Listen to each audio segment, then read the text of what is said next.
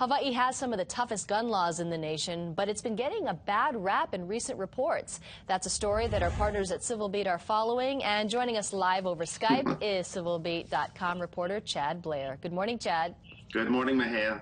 So why the bad rap for the islands?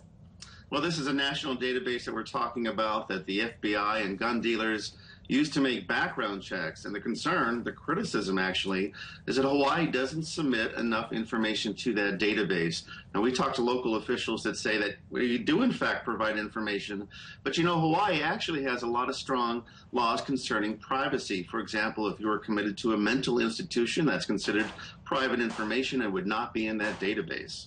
That's interesting news, and of course, a lot of gun issues coming to light right now.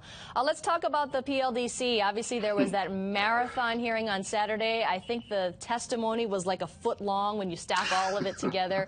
What's going to be the decision today, or what do you think is going to happen today with lawmakers? Well, overwhelmingly, the testimony on Saturday, and I was there, and Paul Drews was there as well, was to kill the PLDC, the Public Land Development Corporation. The criticism strongly is that you can't give state lands, public lands, to the control of private interest. So in all likelihood, unless there's some backdoor strong arming going on right now, the House will vote to kill that legislation, that Act 55. Whether the Senate will follow through is the big question. You spoke recently with Senator Mazie Hirono. What are some of her legislative priorities right now? Well, she has a number of things on her plate, but one thing that stood out for me was immigration reform. We tend to think that only applies to Latinos, Mexican Americans, and so forth, but in fact, it would impact a lot of people in Hawaii, including Filipino veterans.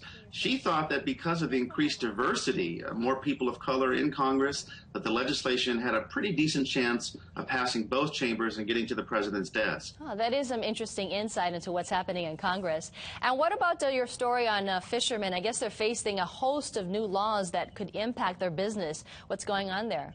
Well, that's right. Proposed laws at the state and federal level, including expanding the habitat for monk seals. That has fishermen very concerned, and one wonders whether there is a connection between the slate of killings recently of monk seals, perhaps fishermen angry that they will be limited in where they can fish. There's certainly this battle over the right to fish and protecting these monk seals. Well, Chad Blair, it's great to see you on this Monday morning. We'll see you on Wednesday.